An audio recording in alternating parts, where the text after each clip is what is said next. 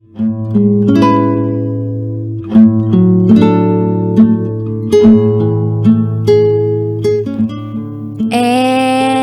now, it's time for DJ Rocky's Secret Files.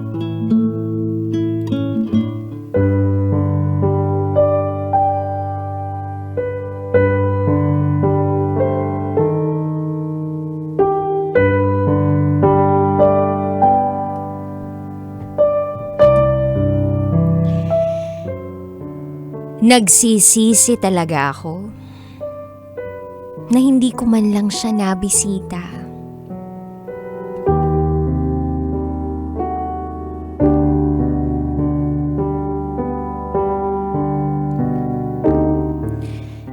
Hi DJ Rocky. Sana mabasa po ninyo ito. Itago mo ko sa pangalang May. Taga Cebu at nag-aaral pa po ako. Hilig ko talaga ang pakikinig sa programa mo. Kahit nga habang nagmo-module, nakikinig pa rin ako. At eto ako, nagsusulat sa iyo. Eto, ang aking secret file.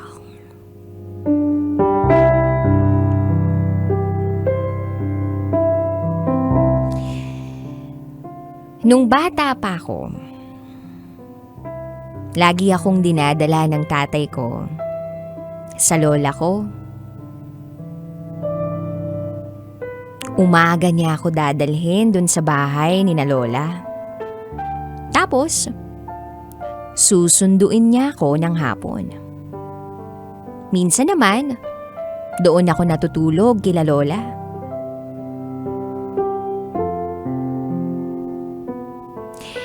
Naalala ko pa nga kung gaano ako kamahal ng lola ko tuwing pupunta ako sa kanila. Nilulutuan niya ako ng masasarap na pagkain. O di kaya na may bibilhan niya ako ng masasarap na pagkain. At minsan, patago niya akong binibigyan ng pera. Kaya lang dumating yung time na hindi ko na siya nabibisita kasi hindi ako pinapayagan ng tatay ko. Nakakahiya nga eh. Kasi napakalapit lang naman ng bahay namin sa kanila. Hindi ko pa mabisita o makamusta lang ang lola ko. So to make the long story short, year 2020 yun nang maghiwalay ang parents ko. Sinabihan ako na sa tuwing linggo lang ako pupunta sa aking mama. At kung nasan man yung mama ko, doon nakatira ang lola ko. Unang linggo ng pagbisita ko, hiyang-hiya ako. Kasi nung time na lang na yun ako nakapunta sa kanila.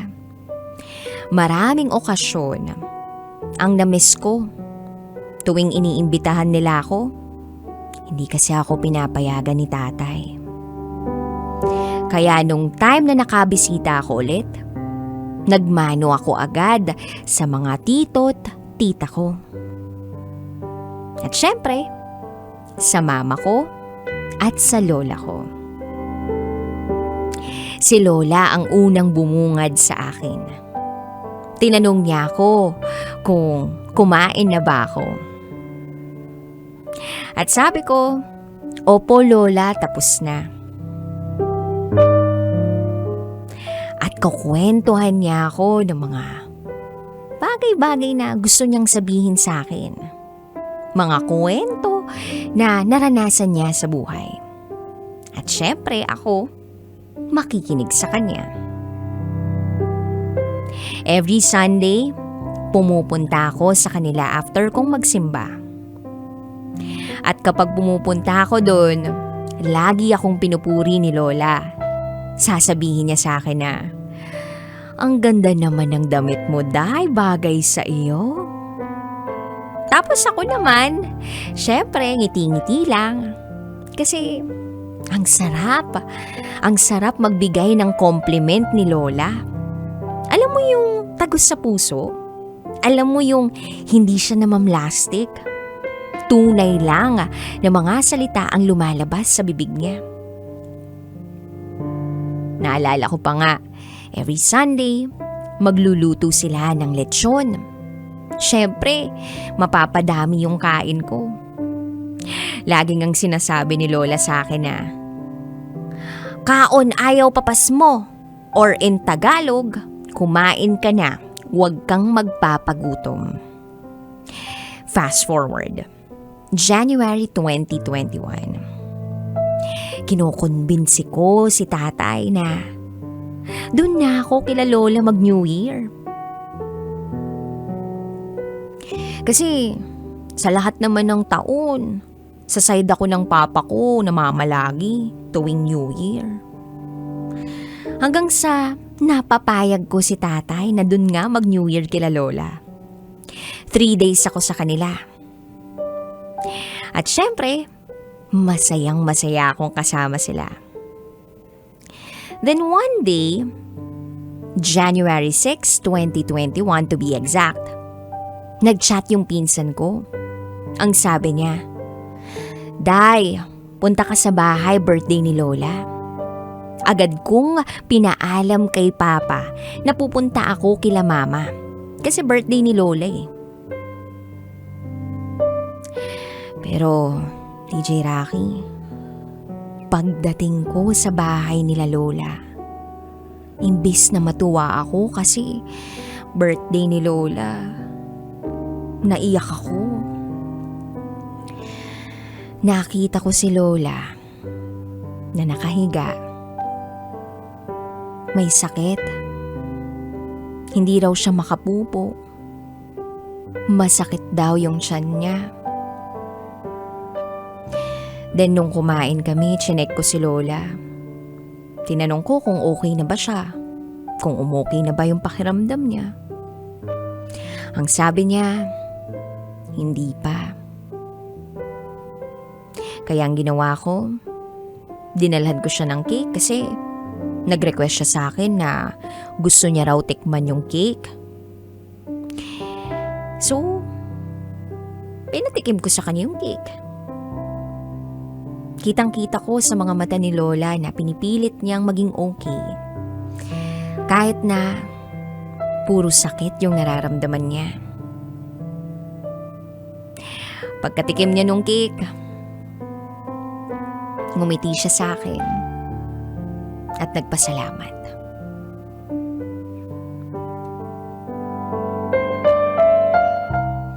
Fast forward, pumupunta pa rin ako kila Lola. Kaya lang, sinasabi niya palagi na naglain man ako ang lawas tay. Or in Tagalog, masama pakiramdam ko day. Hindi na naman daw siya makapupo.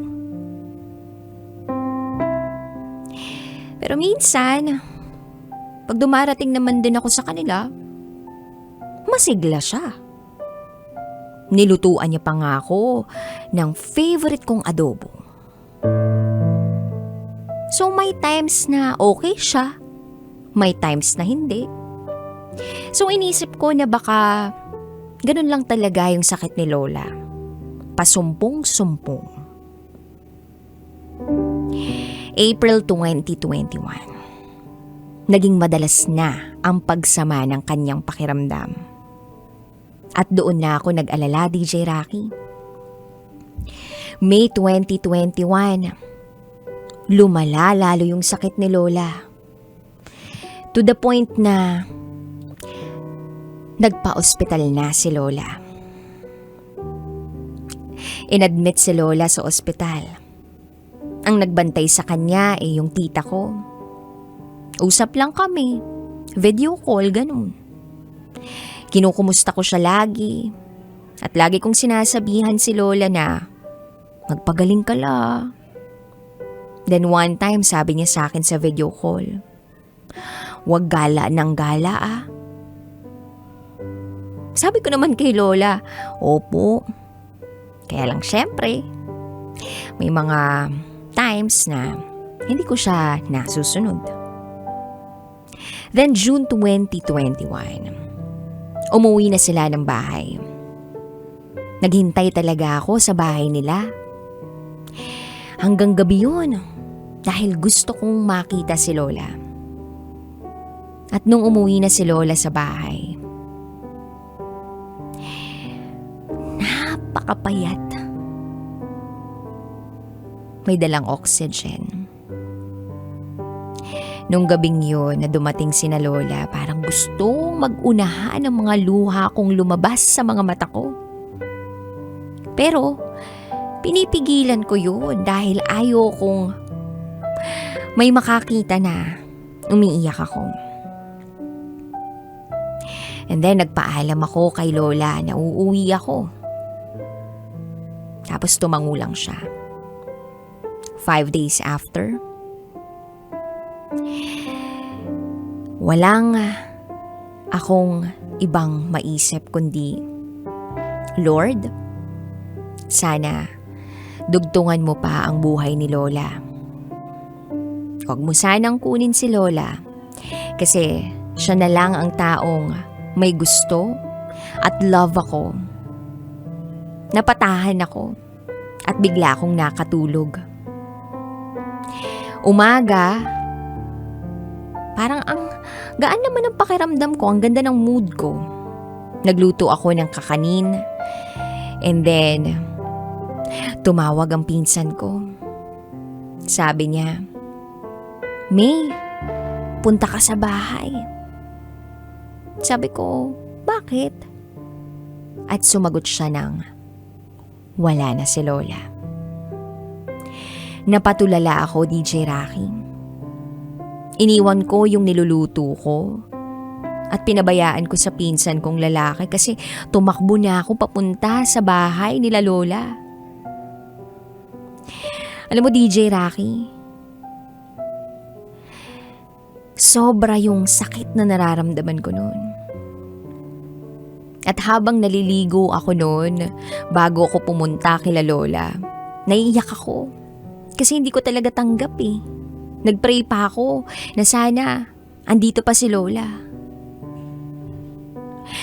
Nung pagkatapos kong maligo, agad akong nag-ayos at pumunta sa kanila. Pagdating ko, tulong-tulo na ang mga luha ko. Iyak lang ako ng iyak. Dahil akala ko gagaling siya pero hindi na pala. At doon ko na-realize, DJ Rocky, na sobrang sakit mawala ng minamahal sa buhay. Ang lapit-lapit lang ng bahay namin. Kung tutuusin, dapat nakaalis na ako ng bahay ng mabilisan pero naalala ko, kailangan ko pa pala magpaalam kay tatay. So ayun, natagalan pa ako, naligo at kung ano-ano pang pinaggagawa. Kaya nung nandun ako, sabi ko, sana dun na lang pala ako kila Lola. Sana hindi na lang ako umuwi sa amin. Para nakasama ko man lang yung lola ko sa nalalabi niyang oras. Sa 5 araw na ibinigay sa amin para sa lamay ng lola ko, hindi ko siya inalisan. Namimiss ko lang yung mga araw na sa tuwing wala siya sa bahay, dapat may pagkain ako. Kasi alam niya na tuwing linggo darating ako sa kanila. Ayaw niya akong magutom. Namimiss ko yung mga araw na nagbibigay siya sa akin ng advice.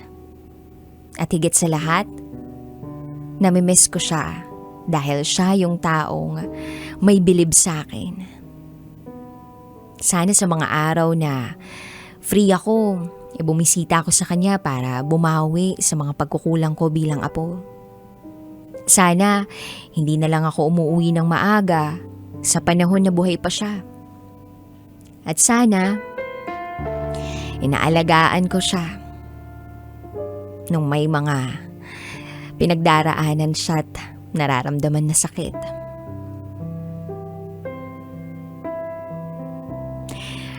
Sa ngayon, sinusubukan ko pa rin tanggapin ang pagkamatay ni Lola. Pero parang hindi ko pa rin kayang tanggapin. Napakasakit. Sa tuwing may nakikita akong maglola na naglalakad, naiinggit ako. Nalulungkot ako. Iniisip ko na kung nandirito pa sana si Lola, edi sana kami ang magkahawak kamay at nagtatawanan.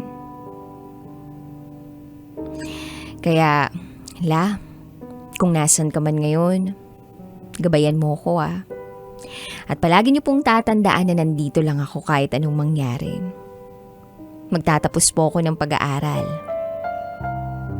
Mag-aabogado ako. Kahit na ayaw ninyo. Dahil natatakot kayo para sa akin.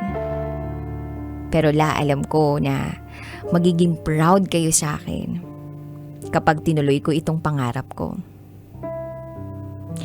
La, at least, hindi ka na naghihirap ngayon kung nasaan ka man ngayon.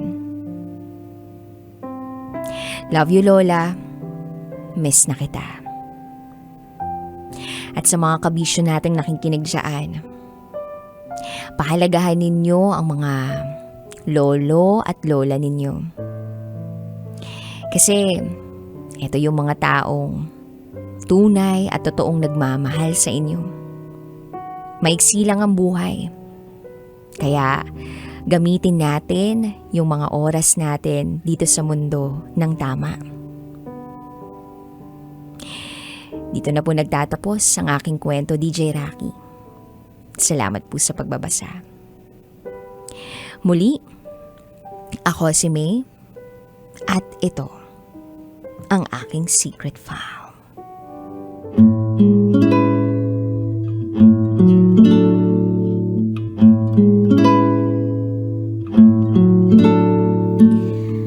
That secret